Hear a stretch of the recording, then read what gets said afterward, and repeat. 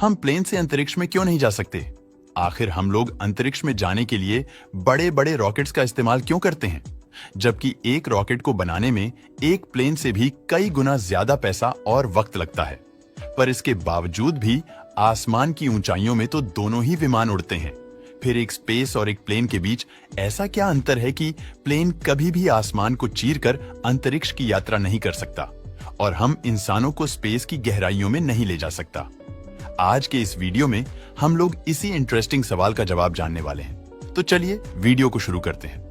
अगर एयरक्राफ्ट की, तो एयरक्राफ्ट कई प्रकार के होते हैं, जैसे एरोप्लेन, जेट प्लेन, हेलीकॉप्टर आदि। अब यहाँ समझने वाली बात यह है कि इन्हीं एयरक्राफ्ट की श्रेणी में आप एरोप्लेन को तो शामिल कर सकते हैं, पर किसी भी स्पेस रॉकेट को नहीं, जिस कारण ये दोनों अलग अलग कैटेगरी में आ जाते हैं। अब अगर इन दोनों के बीच का अंतर पता चल गया हो, तो अब आपको ये समझना जरूरी है कि आखिर प्लेन की डिजाइन किस तरह की होती है और उसमें कौन कौन से अहम कंपोनेंट शामिल होते हैं। दरअसल प्लेन को आकाश में उड़ने के लिए जिन चीजों की जरूरत होती है, उनमें से पहली तो प्लेन की लंबी चौड़ी विंग्स है, जो प्लेन को ऊपर की ओर लिफ्ट करती रहती है।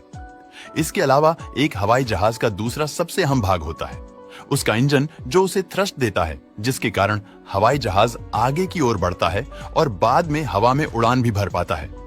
इस फोर्स को उत्पन्न करने के लिए विमान को आसपास की हवा की भी काफी जरूरत पड़ती है, और जब उस इंजन के साथ वातावरण में उपस्थित हवा का तालमेल बैठता है, तब जाकर अंत में एक हवाई जहाज का उड़ना संभव बन पाता है। लेकिन हर प्लेन का उसकी बनावट और क्षमता के अनुसार फ्लाइंग एटीट्यूड निर्धारित किया जाता है। जैसे आमतौर पर जो कमर्शियल प्लेन होते हैं, वो 45,000 फीट की ऊंचाई तक ही उड़ते हैं।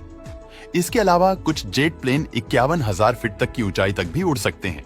लेकिन 51,000 फीट की ऊंचाई एटीट्यूड का वो पैमाना होता है जिसके ऊपर किसी भी प्लेन का उड़ पाना संभव नहीं होता, और इस सीमा के ऊपर प्लेन को उड़ाना मतलब सीधे सीधे किसी तरह की क्रैश को निमंत्रण देना होता है। आखिर ऐसा क्या हो जाता है कि उसे निर्धारित ऊंचाई के ऊपर उसको उड़ा पाना लगभग असंभव बन जाता है? तो इस सवाल का एक लाइन में जवाब है। एटमॉस्फेरिक प्रेशर असल में होता क्या है कि जैसे जैसे हम सामान्य सतह से ऊपर की ओर जाते हैं, तो की कमी के कारण वातावरण पतले से पतला होता चला जाता है, मतलब बेहद कम ऑक्सीजन वाला वातावरण होता है।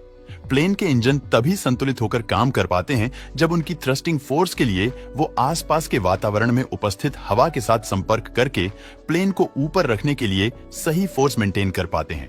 लेकिन 51,000 फीट के ऊपर इन्हीं एयर मॉलिक्यूल्स की कमी के कारण प्लेन के विंग्स को ऊपर लिफ्ट कर पाना लगभग नामुमकिन हो जाता है। इसके अलावा पतली हवा में ऑक्सीजन भी कम होगा, और ऑक्सीजन की वजह से ही ईंधन का दहन संभव हो पाता है। यानी इसी महत्वपूर्ण ऑक्सीजन में कमी, मतलब इंजन में फ्यूल को बर्न करना और भी मुश्किल हो जाएगा। इन्हीं कुछ दुर्भाग्यवश परिणामों की वजह से ईंधन थ्रस्ट उत्पन्न नहीं कर पाएगा, जिसके कारण प्लेन को निर्धारित ऊंचाई से ऊपर ले भी जाएंगे तो हमारा प्लेन इतना अस्थिर हो जाएगा कि वो कुछ ही देर बाद अपने आप ही नीचे गिरने लगेगा, और उसके सभी सिस्टम अस्थिरता के कारण फैल हो चुके होंगे। अंत में प्लेन क्रैश हो जाएगा।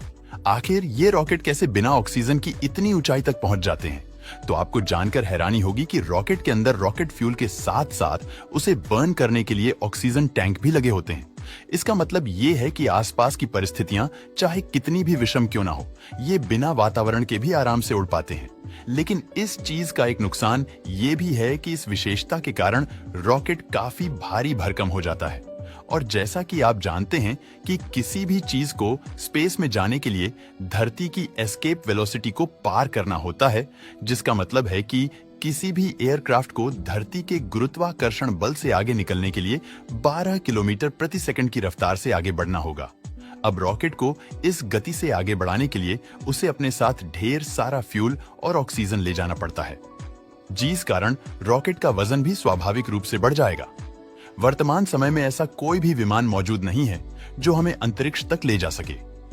दोस्तों, वीडियो पसंद आता है तो लाइक और शेयर करें। हम